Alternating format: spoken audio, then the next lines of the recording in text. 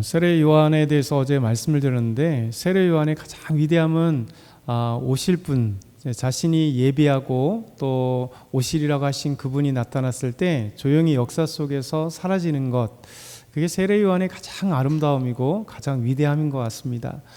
어떻게 보면 모두가 인기를 얻고 싶어하고 무엇인가 주목받고 싶어하는 세대는 오늘날의 세대만은 아니죠. 모든 역사에서 사람은 이름을 남기기를 원하지만 세례 요한처럼 자신의 이름이 아니라 자신의 사명에 따라 그는 광야에 갔고, 그 사명에 따라서 오실 분 예수 그리스도를 선포하기 위해서 그곳에서 묵묵히 사역을 감당했던 분이 바로 세례 요한입니다.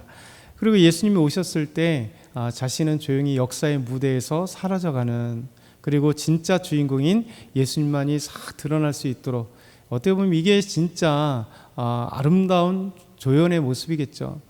조연이 너무 연기를 잘해서 주연보다 더 빛난다면 어떻게 보면 극이라고 아니나 드라마나 영화가 살 수도 있겠지만, 진짜 드라마에서는 주인공이 스포트라이트를 많이 받아야 그게 주인공이잖아요.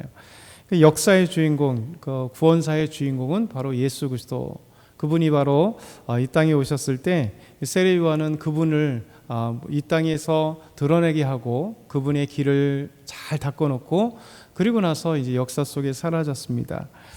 오늘 말씀은 이제 계속해서 이제 예수님께서 그 역사의 무대에 들어오시면서 세례를 받으시고, 그리고 사탄에게 세례를 받는 그 유혹을 받는 모습이죠. 그래서 12절 13절 보면 이제 예수님 반드시 사단에게 승리한다라는 이 말씀이 주어집니다. 우리 12절부터 13절 다시 한번 읽어보겠습니다. 시작.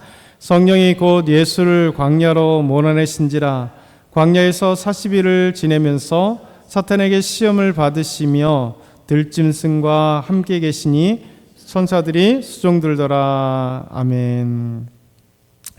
우리는 마태복음을 보고 있습니다. 주일 이 광야의 시험에 대해서 지난주부터 보게 됐는데, 본문의 동일한 말씀인데 마가복음은 아주 짧게 이야기를 하고 있습니다. 성령이 이끌려서 광야로 갔다. 그런데 놀라운 것은 그 광야에서 결론적으로 무엇인가라는 거죠. 그 결론은 뭐냐면 사단에게 유혹을 받고 시험을 받았지만 결국 사탄을 이겼다. 이게 바로 광야 시험의 결론입니다. 이 결론은 놀라운 거죠. 우리 삶 가운데 수없이 사단이 유혹하고 마귀들의 유혹들이 또 죄의 유혹이 있을지라도 주님은 반드시 우리를 승리케 하신다는 거예요. 신학교에서 이제 요한계시록을 특강을 하게 되는데요. 요한계시록에 가장 우리가 보면서 기쁨을 얻고 힘을 얻는 게 뭐냐면, 요한계시록의 간단한 내용은 그겁니다. 이 세대의 수많은 사탄의 세력들, 그로 인해서 거대한 짐승으로 표현되는 로마 제국이나 아니면 이 짐승으로 표현되는, 지금으로 한다면 그 어떤 악의 세력들이 사단의 조종을 받고 수많은 사람들을 미혹하여서 그에게 경배하게 만들고 그에게 힘을 얻게 하고, 또 사단이 승리하는 것 같고 이 악한 세대가 있지만, 결론적으로 뭐냐면 예수님 반드시 이 땅에 오신다는 거예요. 재림하신다는 겁니다. 그래서 사단을 완전히 물리치시고 악을 물리치시고 우리 영원한 새하늘과 새 땅을 이제 우리에게 주심으로 영원한 천국이 되게 하시는, 그러니까 악이 아무리 많아서 수없이 그리스도인들이 핍박받고 힘들지라도 악한 자들이 사단은 그냥 광명의 천사로 다가와서 마치 이렇게 하나님 없이 살아가도 얼마든지 먹고 잘 살고 하는 것 같이 보여도, 악이 득세하는 것 같이 보여도 결론은 하나님은 승리한다. 예수 그리스도는 승리한다.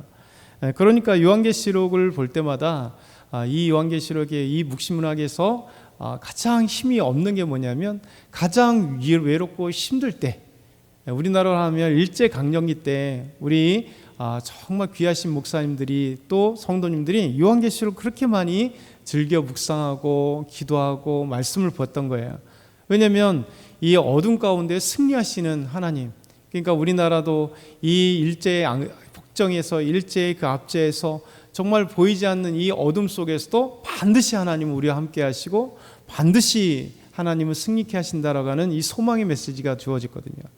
그래서 요한계시록 마찬가지로 1세기 이후에 수없이 이 그리스도인들이 핍박을 받을 때, 로마의 핍박을 받을 때, 그럴 때마다 요한계시록이 그들에게 힘이 되고 또 하나님이 함께 가신다는 놀라운 거죠.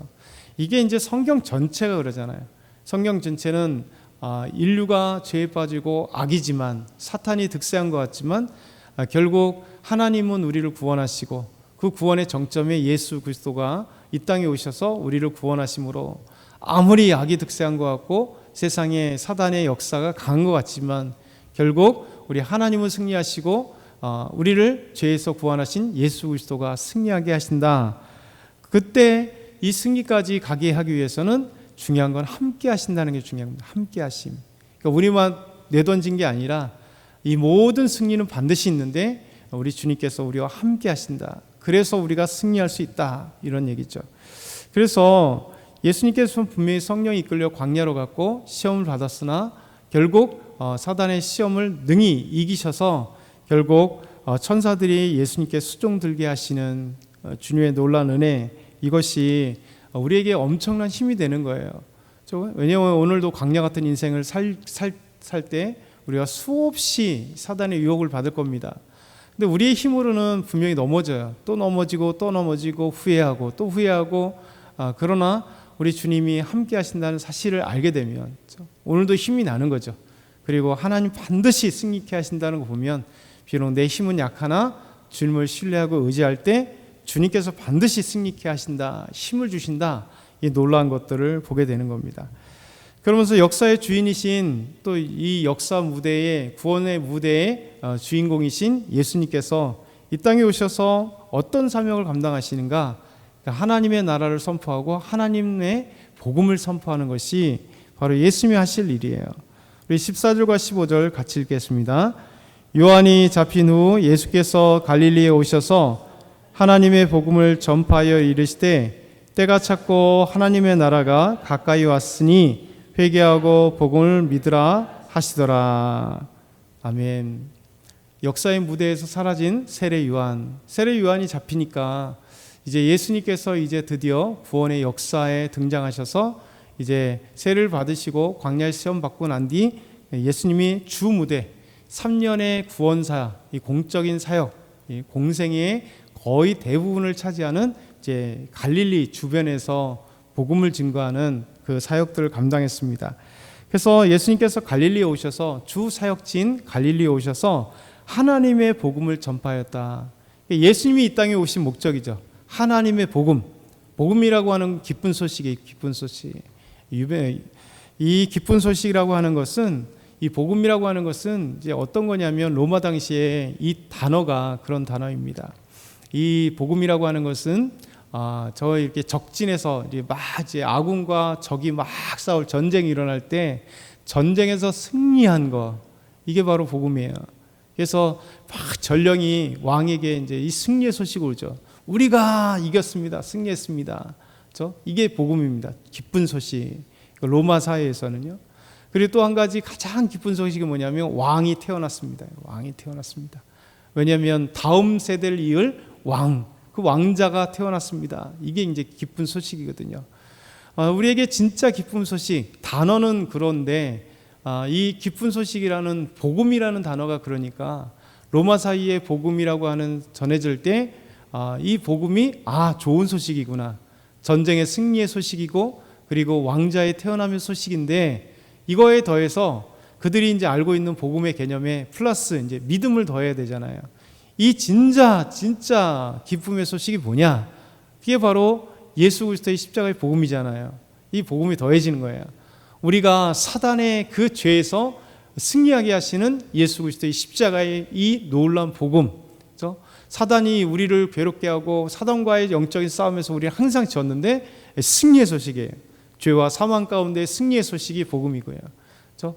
우리가 바로 이 땅에 하나님의 아들이신 예수 그리스도의 탄생과 함께 구원의 그 감격과 구원의 은혜가 이루어진 게 바로 복음인 거죠. 그러니까 이 복음이라고 하는 것은 기쁨의 소식. 그래서 기쁨의 소식이라는 거예요. 복음이라는 단어가.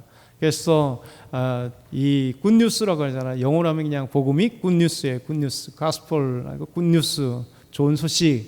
왜 좋은 소식이겠어요? 우리에게 사단의 그 전쟁 가운데 승리하게 하시는 주님의 그 승리의 소식이고, 저 십자가의 사건이 바로 우리에게 하나님의 아들이 이 땅에 태어나게 하시는 복음이고, 그리고 우리를 죄에서 구원하시는 진짜 복음이 여기 있다. 그러니까 하나님의 복음이 예수님께서 전하시는 가장 중요한 복음을 예수님께서 하시는 거잖아요. 그래서 예수님께서 그 사역이 하나님의 복음이다. 근데 이 복음이 뭐냐면 때가 찼다는 거예요. 왜 때가 찼습니까? 예수님이 이 땅에 오셨으니까. 이제까지는 그 때를 기다린 거죠. 세례 요한은 그 때를 위해서 준비하고 광야에 선포한 거고, 이제 예수님께서 전할 때가 된 거예요.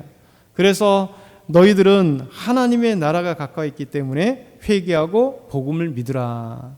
하나님의 나라는 이제 하나님의 통치하시는, 이제 하나님과 떨어지고 하나님 외면했던 그 하나님의 백성들이 다시 하나님은 나의 하나님으로 고백하면서 그 하나님의 통치, 하나님이 우리의 왕 되셔서 하나님이 나를 통치해 주시는 것, 하나님의 말씀이 나를 지배해 주신 게 하나님의 나라잖아요.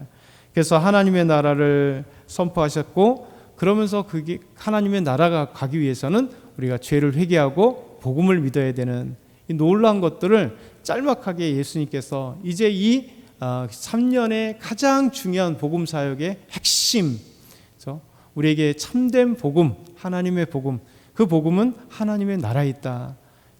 우리가 하나님을 다시 왕으로, 하나님으로 삼는 이 복음, 그래서 이 복음을, 메시지를 외치는 거예요. 저와 여러분도 오늘도 우리가 생각해 봐야 돼요.